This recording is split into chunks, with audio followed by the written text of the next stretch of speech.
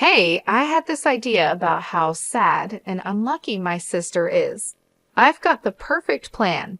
What kind of plan? Just watch closely. Mary put on a fancy wedding dress, the kind you would wear to a wedding. She walked over to the microphone. When she got it, she turned to the guests and said confidently, "Would anyone like to take my sister off our hands? She's not very educated and she's getting old, isn't she?" After she said this, Mary looked at her sister with a smug, mean smile, but she didn't realize how rude her actions were. The mood in the room changed quickly. People started whispering, and some guests gave Mary cold looks. Mary didn't notice and grabbed the microphone again. "Come on, sister, you need to sell yourself more. There are plenty of handsome doctors here.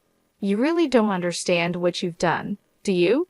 In the next moment, something major and unexpected happened. "My name is Amy Schumer, a plain 31-year-old working woman. I don't have any outstanding features except for one unusual fact. After middle school, I pursued a career in law and became a lawyer. I have a sister named Mary who is 3 years younger than me. She's charming and sociable, so our family always treated her specially. I am not noticeable in appearance, just plain and average in style. I'm not especially charming, so my family and relatives never cherished me much. I hardly felt any affection and was treated coldly at home. I couldn't compete with Mary's natural charm, and she got all of our parents' love. All I received were harsh looks.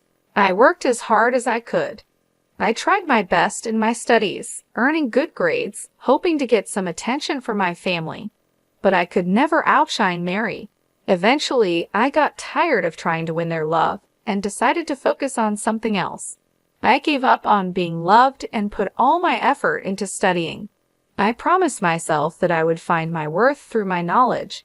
Studying hard gave me confidence, and my efforts led to good results.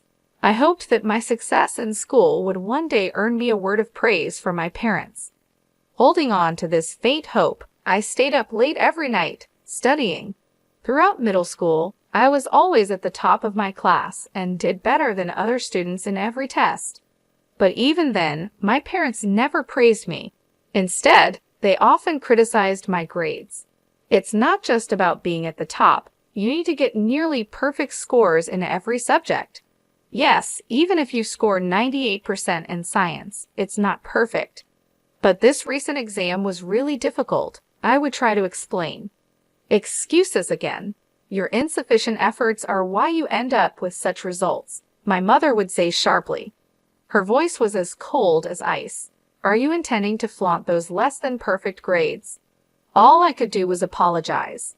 "Yes, I'm sorry," I murmured softly. No matter how much time and effort I invested, my results never matched my parents' idea of perfect. They never acknowledged my efforts. Any score less than 101% was just a reason for them to scold me. But more than my parents' coldness, my sister Mary's seemingly innocent words hurt more. "Oh, sister, you're not getting lectured again, are you?" She would come into my room without permission and smirk at my report card. Good grades and still scolded. That's sad. I get praise for barely passing. "Did you come here just to say that?" I asked, feeling frustrated. "I was worried maybe you were down again, but I didn't expect such a cold reception," Mary said, pretending to be concerned. "If you were really worried, you wouldn't speak to me like that," I replied, trying to keep calm. "See, that's your problem. You're always like this, so standoffish. That's why Mom and Dad don't show you love," Mary said, her gaze cold as ice. She looked down on me with unmistakable contempt. For a brief moment, her attitude was clear even as she left the room. After she was gone, I could hear her cheerful laughter with our parents from the living room. I should have been used to this by now, but the sadness overwhelmed me and tears ran down my cheeks. I had told myself many times that I didn't need my parents' approval and that Mary's words wouldn't affect me. Despite that, my emotions betrayed me, and I cried. In my hand was the crumpled report card, wrinkled from my tight grip. I resolved once again to stand on my own and escape from this stifling family environment. I decided that doing well in my studies and improving my abilities was the key to that escape. From that moment, I threw myself into my studies with even more determination. One day, as the autumn breeze swept through the classroom windows, I received an unexpected announcement from my father. "Amy, you will not go to high school. You will start looking for a job immediately," he stated coldly. I was at a loss for words, unable to hide my confusion. "Why would you say something like that?" I asked with a blank expression. "Further investment in you is unnecessary. If you want to go to high school, pay for it with your own earnings. If that's impossible, then you have no choice but to give up." But I'm still in middle school. Work opportunities are limited for me. How am I supposed to? My protest fell on deaf ears. "Then you must accept this. After discussing it with your mother, we've decided to focus our finances on Mary. We can't afford to spend more on you," he declared firmly. "That's not fair," I screamed internally, but my father's decision was final. His abrupt words seemed to drain all the color from the world around me, painting everything in shades of gray. My mother and sister looked at me with unhidden smiles, enjoying my misery. I understand much more now. There were options like finding schools with tuition waivers or scholarships. However, back then, without knowing how to access that information, I was simply devastated by the closure of my path to further education. Since that day, my passion for learning faded quickly. The praises from my homeroom teacher, who had always admired my grades, felt hollow, and the lack of interest in education at home made my chances of advancing to higher education seem even more hopeless. I started the next stage of my life by working at a local factory right after graduation. Since I wasn't old enough to live on my own, I stayed with my family until I turned 19. I worked as hard as I could, and most of my salary went to the household. I saved the little money I kept for myself for the future. Those tough days felt like crawling through an endless tunnel. On my 19th birthday, I finally left home. I wrote a single letter for my family and walked away from the place that was now just a memory. My family's reaction was as if I had never existed. Complete silence, without a single phone call or letter. At first, living apart from my family caused me heartache, and the loneliness cast a shadow over my days. However, as time passed, the loneliness eased with the busyness of work. After moving out and starting an independent life, the stress I had felt at home disappeared, and I began to experience a mental spaciousness I had never felt before. This newfound peace of mind reignited my enthusiasm. I regained my passion for learning and decided to start studying again. I began with the basics, reviewing them diligently. The joy of learning filled my heart once more. Soon I started to study high school textbooks and began reading extensively. During my reading journey, I became fascinated by books on law, which sparked a deep interest in the legal profession. Despite only having a junior high education, I learned about the preliminary examination system, which allowed someone like me to take the bar exam. With this new information, my dedication to studying intensified. I used every possible moment to study, even during short breaks at work. I memorized legal terms during lunch, always preparing for the bar exam. The people at my workplace, mostly older than me, saw my earnest efforts and supported me. At the age of 24, I passed the bar exam. After passing the exam, I left my long-term job at the factory and secured a position at a top law firm. After about 5 years of training, I set out on my own and opened my law practice. Now, I happily work as a legal consultant for a hospital. Sometimes I wonder what would happen if I told my parents about becoming a lawyer. I think about how they might react and if I could finally meet their expectations. However, I haven't shared anything with them, and deep down, I believe I won't reach out to them. An unexpected reunion with my family came sooner than I thought. One evening, after finishing work, I found a message on my phone from my younger sister, Mary. She was getting married. "Mary is getting married," I murmured to myself. My sister, now 29, was engaged to a doctor, and her wedding was next month. They wanted me to attend. Despite the long estrangement from Mary and my parents, I couldn't ignore this significant event, so I replied that I would attend. Mary quickly responded with the exact date and location of the ceremony. The message ended with, "Don't forget the wedding gift," which made me smile wryly. Perhaps Mary was more interested in the gift than in welcoming me. I decided to use the wedding as a chance to reunite with the family, and then part ways again. On the day of Mary's wedding, I put on a carefully selected blue dress and headed to the venue. After completing the entrance formalities, I took my seat in the family area where my father and mother were already seated. "You have some nerve showing up here. You must be doing well for yourself with the meager earnings from the factory," my father said coldly. "Indeed, you're right. Introducing someone like her as family does not do us any credit as parents," my mother added with disdain. "Mary shouldn't have invited someone like you," my father continued. I told them exactly that, but they insisted on getting the celebration money anyway, my mother said quietly, even though I was right there. They carried on this conversation without any hesitation.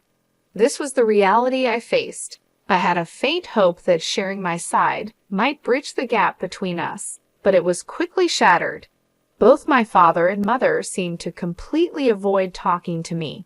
In the silence, I glanced around the venue and noticed some familiar faces among the groom's side. Haven't I seen that person somewhere before? I thought to myself, feeling a sense of déjà vu. As I traced my uncertain memory, I looked up the groom's name and my suspicion turned into conviction. The connection I had anticipated became clear. I couldn't entirely hide my faint surprise. Such a coincidence, almost like a twist of fate, I marveled. However, I decided to keep my emotions in check and spend the day quietly. As the ceremony proceeded, the bride and groom made a glamorous entrance. Guests spoke warm words and gave entertaining performances that softened the atmosphere. As time passed, the banquet gradually shifted to dinner and then to photo sessions. Throughout this time, my parents got up without acknowledging me and moved toward the front where the bride and groom awaited. Mary, as if drawn by a magnet, clung close to the bride and groom, smiling happily in every photograph. Pretending not to be affected by the scene unfolding before me, I focused silently on the meal in front of me. Unexpectedly, my sister Mary approached me. She came closer with a smile, but her eyes had a spark of something more than excitement to see her sister after so many years. "Big sis, it's been such a long time, hasn't it? Are you happy to spend time together like this?" she asked slightly. I nodded quietly and said, "Yes, the banquet food is really wonderful." With a sarcastic smile, Mary continued, "You can't get such luxurious food at the factory you work at, can you? You should be grateful for this opportunity." Something inside me felt like it was being torn apart, but I didn't show it on my face. Mary's words became sharper, tauntingly piercing me. "Oh dear, did I upset you? I'm sorry, but it's natural for you to be envious, isn't it? Your little sister marrying a doctor and all." Mary said the words "I'm sorry" flippantly, as if they were meaningless. I kept my expression unchanged and quietly waited for my next move. At that moment, Mary whispered in my ear, "Big sis, because I feel sorry for you, I've come up with a great idea." Despite trying to stay calm, I asked with suspicion, "A great idea? What is it?" Mary, looking satisfied, said, "You'll see. Just watch closely." Wearing her elegant wedding dress, Mary gathered everyone's attention.